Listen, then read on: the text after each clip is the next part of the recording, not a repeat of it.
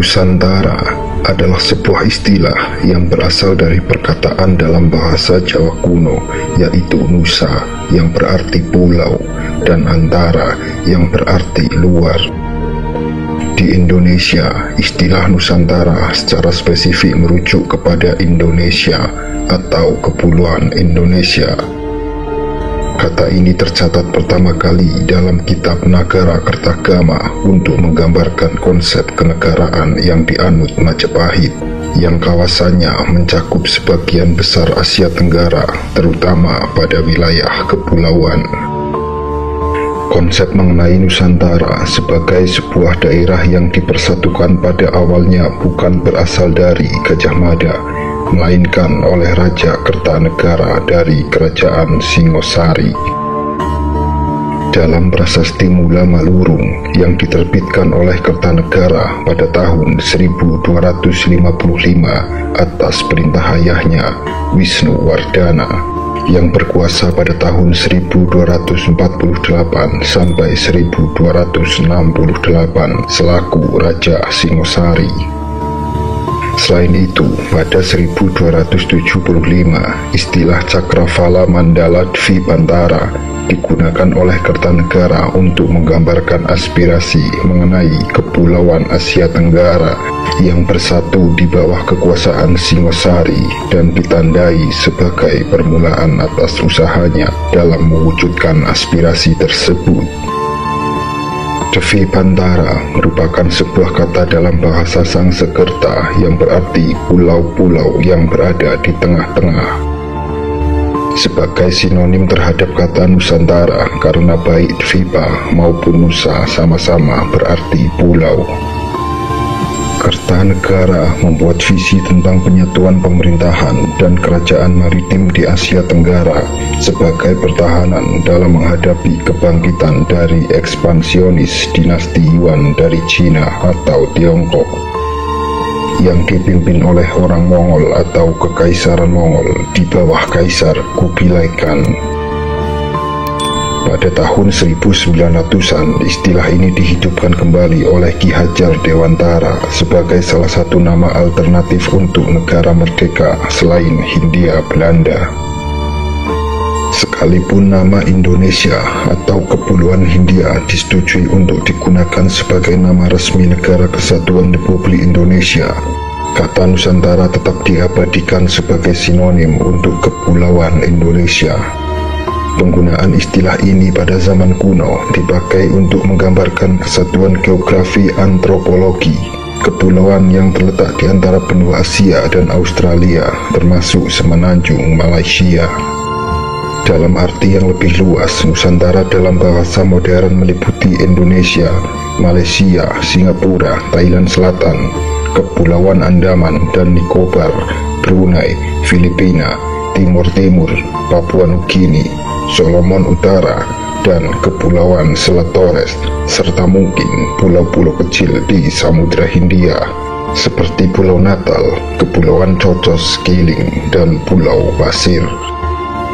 Pribumi Nusantara atau pribumi Indonesia juga dikenal sebagai pribumi Lid atau pertama di tanah air Indonesia, adalah orang Indonesia yang akar leluhurnya berada di Nusantara sejak zaman prasejarah dari abad ke-7 Masehi hingga abad ke-13 Masehi. Dibedakan orang Indonesia keturunan asing yang sebagian yang diketahui seperti orang Indonesia Tionghoa, orang Indonesia Arab, orang Indonesia India, dan orang Indo-Eropa atau Eurasia yang pendahulunya berada di Indonesia dari zaman penjajahan kolonial sejak abad ke-16 Masehi. Istilah pribumi dipopulerkan setelah kemerdekaan Indonesia sebagai pengganti yang terhormat untuk istilah kolonial Belanda, Inlander. Dalam konsep kenegaraan Jawa pada abad ke-13 hingga ke-15, raja adalah raja dewa. Raja yang memerintah adalah juga penjelmaan dewa. Karena itu, daerah kekuasaannya memancarkan konsep kekuasaan seorang dewa. Kerajaan Majapahit dapat dipakai sebagai teladan negara, dibagi menjadi 3 bagian wilayah.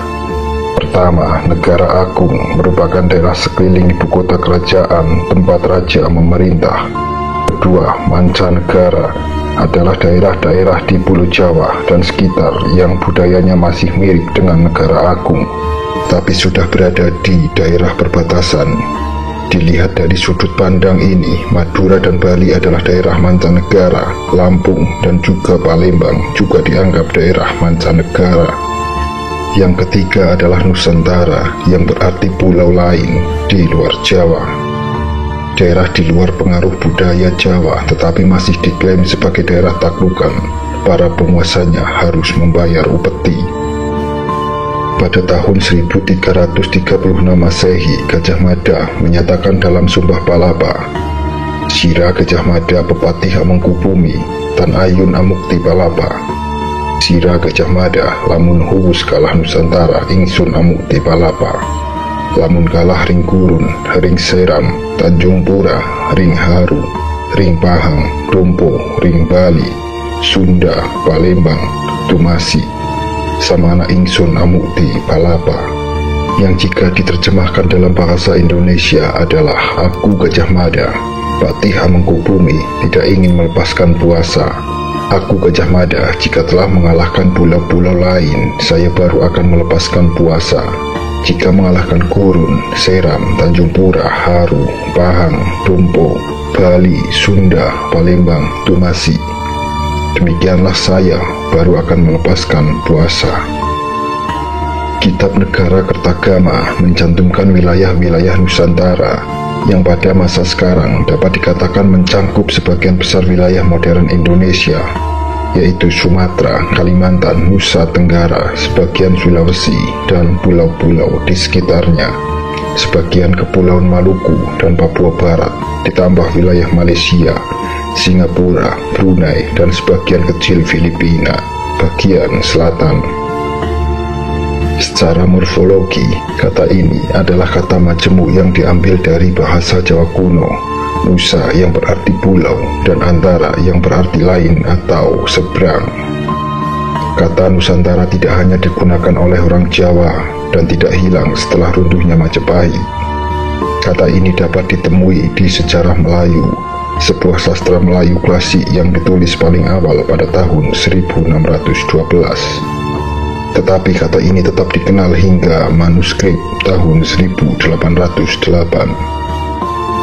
Kebanyakan sejarawan Indonesia percaya bahwa konsep kesatuan Nusantara bukanlah pertama kali dicetuskan oleh Gajah Mada dalam Sumpah Palapa pada tahun 1336, melainkan dicetuskan lebih dari setengah abad lebih awal oleh Kertanegara pada tahun 1275. Sebelumnya dikenal konsep Cakrawala Mandala Dwipantara yang dicetuskan oleh Kertanegara Raja Singosari. Dwipantara adalah kata dalam bahasa Sangsekerta untuk kepulauan antara, yang maknanya sama persis dengan Nusantara, karena Dwipa adalah sinonim Nusa yang bermakna pulau. Kertanegara memiliki wawasan suatu persatuan kerajaan-kerajaan Asia Tenggara di bawah kewibawaan Singosari dalam menghadapi kemungkinan ancaman serangan Mongol yang membangun dinasti Yuan di Tiongkok. Karena alasan itulah Kertanegara meluncurkan ekspedisi Pamalayu untuk menjalin persatuan dan persekutuan politik dengan kerajaan Melayu Dharmasraya di Jambi. Pada awalnya, ekspedisi ini dianggap penaklukan militer, akan tetapi belakangan ini diduga ekspedisi ini lebih bersifat upaya diplomatik berupa unjuk kekuatan dan kewibawaan untuk menjalin persahabatan dan persekutuan dengan kerajaan Melayu Dharmasraya. Buktinya adalah Kertanegara justru mempersembahkan arca Amoghapasa sebagai hadiah untuk menyenangkan hati penguasa dan rakyat Melayu. Sebagai balasannya, Raja Melayu mengirimkan putrinya, Dara Jingga dan Dara Peta ke Jawa untuk dinikahkan dengan penguasa Jawa.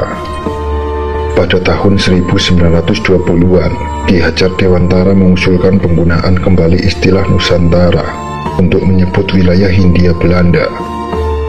Nama ini dipakai sebagai salah satu alternatif karena tidak memiliki unsur bahasa asing, dan juga alasan lain dikemukakan karena Belanda sebagai penjajah lebih suka menggunakan istilah Indi atau Hindia yang menimbulkan banyak keracuan dengan literatur berbahasa lain yang dapat menunjukkan identitas bangsa lain, yakni India.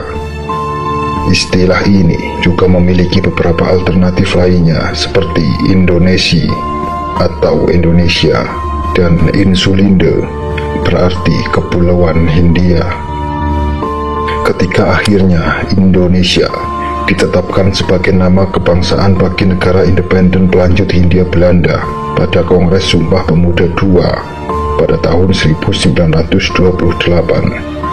istilah Nusantara tidak serta-merta surut penggunaannya. Istilah ini kemudian tetap lestari dipakai sebagai sinonim bagi Indonesia dan dipakai dalam berbagai hal yang utamanya berkaitan dengan kebangsaan. Contohnya yakni baik dalam pengertian kebudayaan maupun politik, misalnya dalam konsep wawasan Nusantara.